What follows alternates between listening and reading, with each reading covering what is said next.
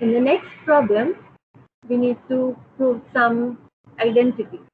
Okay, so here it is given that V is an inner product space and V1, V2, so on till Vn be an orthonormal set in V. Then we have to show that for all the vectors V in capital V, inner product of V comma V is greater than equal to summation ranging from I equal to 1 to n, and then the mod square of the inner product V comma Vi. This is known as the Bessel's inequality. So let's first try to prove this. So there's a space that we construct, that is the capital W. So let capital W be equal to linear span of the given vectors, that is V1, V2, so on till Vn. Yeah? Now let this W be the orthogonal projection of V. So here we have picked up a V from capital V, from the ambient space we have picked up a vector. So now what we do, that let W to be the orthogonal projection of V on W. And if that happens, then we know that V can be written as sum of two elements, that is W and W perp. W perp is a vector which is perpendicular to W. Okay.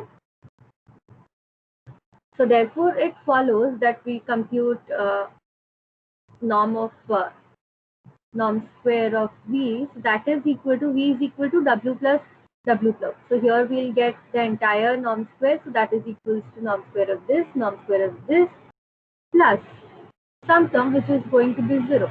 Why is that going to happen? Because please note here that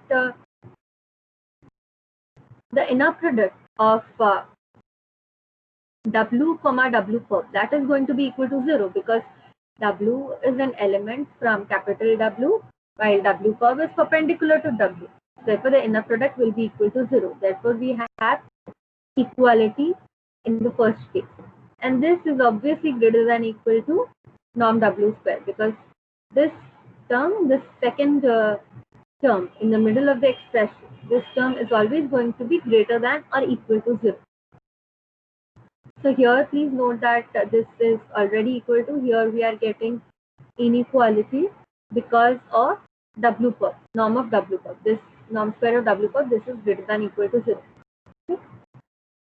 So next, on the other hand, we know what is W. W belongs to capital W. So capital W is going to be linear combination of Vi. So, but why is this specific linear combination? We have seen it in classes, but let's go over them once again. So W can just be written as summation of alpha I Vi, let's say. Okay. But here note that you've been given that this is an orthonormal set. So what do? We just have this, okay, and then what do? We just take inner product with respect to Vj. So when we take inner product with respect to Vj, we'll see that for all I not equal to j, this vanishes. So it just leaves us with the constant being equal to inner product of W comma Vi. Okay. So we have this. So W is equals to this linear combination. Next, we'll compute what is mod W square. So that is the inner product of W comma W, that is equal to this. Why is this coming? Because you see here we have to just use the linearity. First thing is the linearity. If you just put this entire expression out here, you have to just substitute it. First thing we have to use the linearity, and the next thing we have to use is that the inner product of Vi comma Vj for I not equal to j is going to be equal to 0. So that will just leave us with this. Alright, and this will give us summation over Vi comma Vi square, because please note that they are orthonormal sets, and because they are orthonormal sets, we are getting this to be equal to 1. This will also help us in proving this.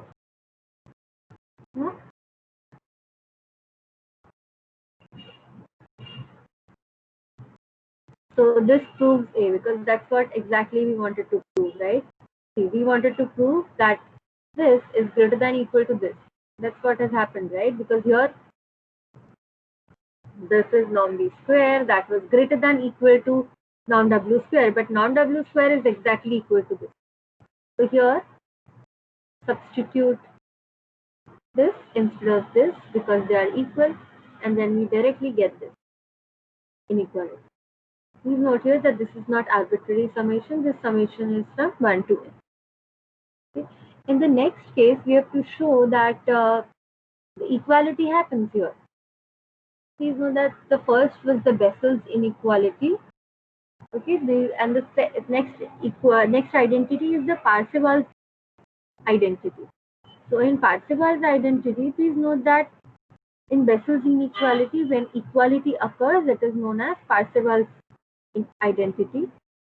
So what is the difference here? We have assumed that V1, V2, so on till Vn is a basis. It's a basis of V. That means the linear span of V1, V2, so on till Vn is exactly equal to V. These are just sufficient, necessary and sufficient to just span the vector space V. Okay, so let's see how does this make a major difference. So as noted earlier, please note here that everywhere we have equality except for one place, that is here. Because we have to prove the same thing instead of inequality, we have equality. So the natural thing to observe is that why did inequality occur at the very first place while proving Bessel's inequality? So here we see that it happened here. And why did that happen? Because we didn't know whether norm of W perp is it going to be equal to 0 or not. Yes, that was the only thing that was responsible here. So in this case, V belongs to W because V is any arbitrary vector taken from capital V. But once we know that V actually is the linear span of all these vectors, then capital W here becomes exactly equal to V. So capital V is equal to capital W. These two spaces are exactly equal. Yeah? And when that happens, and if we are looking at the orthogonal projection of V onto W, then it is obvious that we are going to get nothing in the orthogonal complement, which is why W perp is going to be equal to 0. Okay, this we are in the second situation where we know that V1, V2, so on till Vn is the basis of V. So therefore, W perp is equal to 0, and hence the equality holds in A. So let's go over this once again. So we start with V. Here we have that V1, V2, so on till Vn is a basis, and we need to show that equality occurs here. Then we have seen just now here that because V belongs to, because this vector V belongs to capital W, therefore W perp is equal to 0, and W perp is equal to 0, we'll just say that V is equal to W. Okay, V is equals to W. So next we have that norm square of V is equals to norm square of W, and then norm square of W is equals to inner product of W comma W, which is equal to this and equal to this. And on the other hand, we know that this happens. So this, why does this happen? We'll just see this once again. W is written as the linear combination of VI's, that we know. Yeah, because W is an element in W, so it is exactly linear span of this. So we write it as, let's say, summation alpha I VI. Yeah. So what do we do here is that we just take the inner product on both the sides with respect to Vj. So for all I not equal to j, there are no terms going to be there on the right hand side. Okay, so on the right hand side, we'll just get alpha j times norm of Vj square. But please note that they are orthonormal sets. Therefore, norm of Vj square is going to be equal to 1. So here we are left with alpha j norm Vj square, which is just equal to alpha j. And on the other hand, on the left hand side, we just have inner product of V comma inner product of W comma Vj. Therefore, it exactly gives us that alpha j is nothing but the inner product of w comma vj. And therefore, we can write it in this way. And once we get this expression of w, we just substitute it over here to get norm of w square. But norm of w square is exactly equal to norm of v square because w perp is equal to 0. And then after substituting by the linearity of the inner product, by linearity of the inner product, and by the fact that they are orthonormal set, therefore they are even orthogonal. Okay, orthonormal vectors are just orthogonal vectors which are unit vectors. Yeah, so the norm being equal to 1, we have used them there, and we are again going to use it over here. And also, please note that here when we get this equality, how do we fetch this equality? By just knowing that they are orthogonal sets, therefore inner product of vi comma vj is going to be equal to 0 for I not equal to j. Just have to put this here and calculate. Okay, it's just one liner here, and this gives us exactly this because this norm is equal to 1 because they are orthonormal sets. So we have seen here that in the Bessel's inequality, we get an inequality as the name of the name suggests.